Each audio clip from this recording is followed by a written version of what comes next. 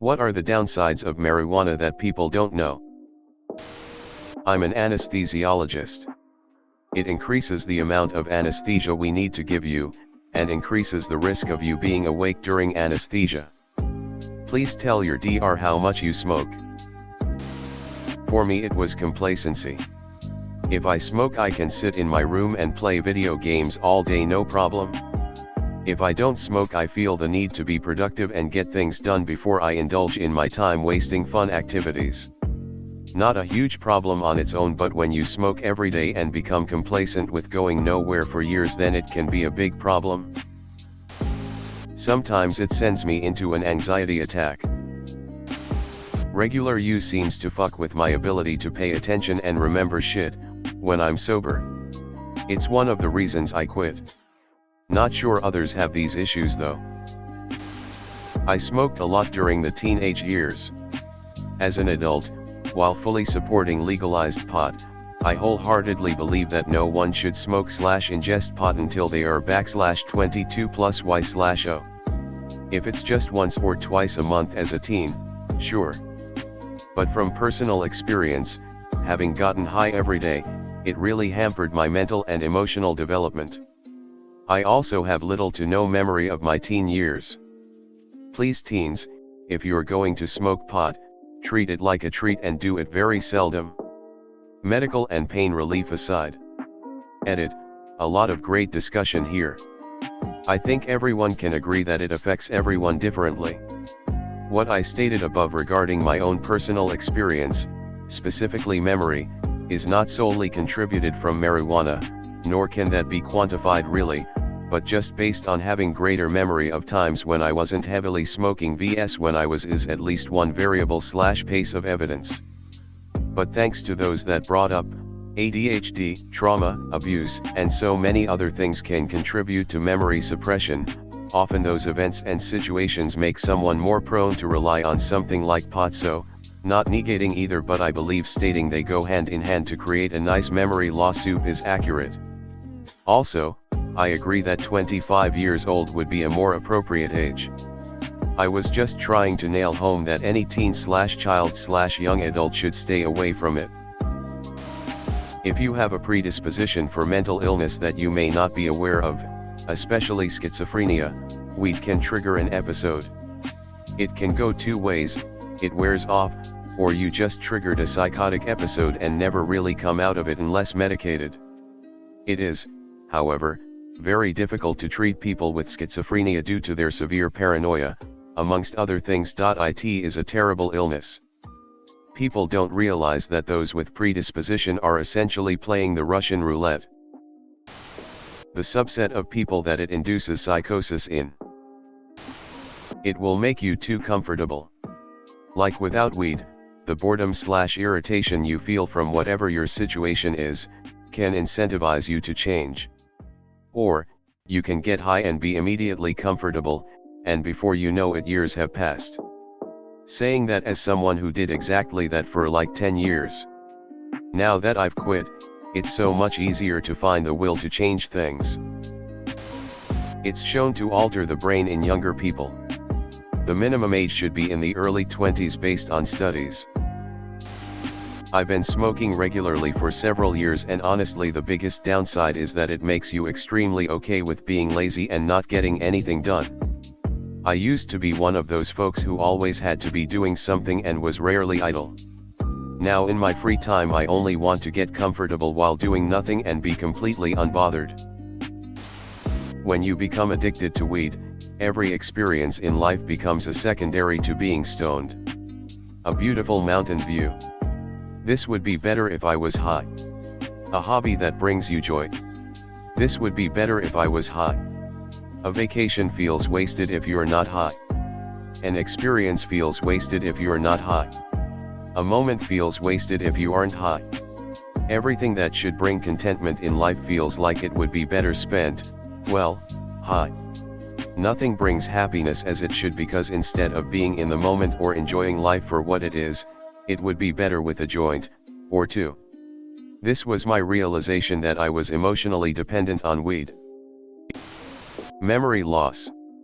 I've lost huge chunks of amazing memories from my younger years. Without photos I'd never remember. It seems like it would help you sleep better, but I feel less rested in the morning. Sabotages most people's diets when you're older unless you're a freak who doesn't get an elevated appetite. Not even necessarily full-fledged munchy binge eating, but that 1 to 2 extra tacos after dinner will take its toll. At 20 I could eat 12 Kit Kat bars in bed high as a kite and not gain weight. At 40 I might not wake up. Long-term use can have effects on the brain, especially if it is a developing brain. Tolerance. Used to be so fun and giggly. Now it's just a coughing fit that keeps you from punching your boss on the face. Lighting anything on fire and inhaling the fumes is terrible for your lungs. Can make you content with an existence you wouldn't be content with sober. Guess whether you want to view this as a positive or a negative is up to everybody as individuals. It can kickstart schizophrenia in those prone to it. Uncontrollable vomiting in some long-term users. https://portal.ct.gov/cannabis/articles/education-and-hyphen-base/articles/cannabis-n_us.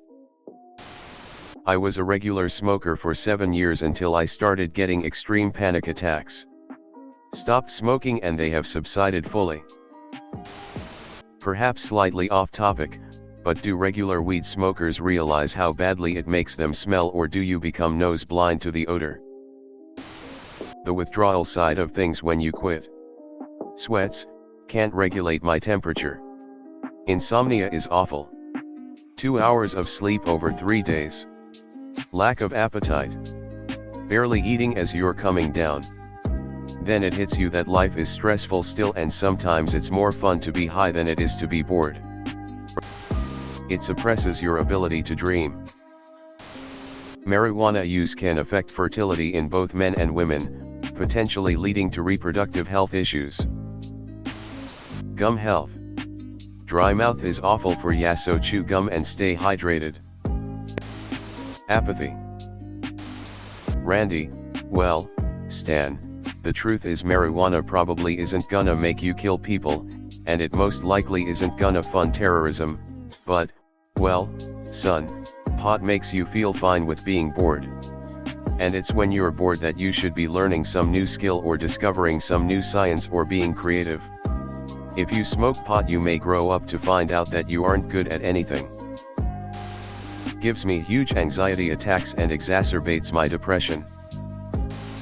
I'm not sure if there are any others besides the ones I'm aware of, namely, memory, concentration, mental health, addiction, health problems, strong impact on young people, and additionally difficulty in everyday matters such as driving. When I stopped, I started dreaming again. I was so sad to realize that I had missed out on decades of dreams. Not for flower but extracts, diamonds, distillate, infused weed etc., do a number on my GI system. Derealization/depersonalization. A few days of this is pure mental torture. This was enough to make me quit cold turkey for 6 months and counting now, and has completely altered my opinion on THC. In these sober 6 months, I have also noticed an uptick when it comes to motivation/drive. Don't wake up and smoke in the morning. Do not wake and bake. I'm pretty old and I've never been anti-pot, but every single person who I've known in my life who smoked early in the day has turned into a person with no ambition who cannot accomplish simple goals. Pot is an end of the day, after you accomplish something, Scooby snack. CRNA here. Had to read up on the condition myself, but it's called cannabinoid hyperemesis syndrome. Had a 20-year-old patient whose vomiting/dry heaving were so forceful that he inadvertently ruptured his spleen and required urgent surgical intervention. He had previously ruptured part of his esophagus the same way. Turns out the central receptors that allow weed to act like an anti-nausea medication can get overwhelmed by the GI receptors for weed, which actually induce nausea. He was a daily user, though I'm not sure how much or for how long. Mood swings. Especially if you start at an early age, it can really end up making you feel quite depressed at times. Financial impact can be significant. I haven't had a full-on anxiety attack, but I do feel constricted sometimes from it. Like, I can't wait for it to be over, so I can just exhale and relax. Also, now that it's basically legalized where I live, I just smell it all the time. I'm not a prude against it or anything, but I don't particularly feel safe when I'm stuck at a red light, and I smell it from a neighboring car. Or when I'm waiting for my son to get out of school, elementary, and smell it coming from other cars who are there to pick up their kids too. You lose discipline. You don't get shit done. You can't resist your temptations, like binge eating. Marijuana use may interfere with the effectiveness of certain medications, leading to potential health risks or treatment complications.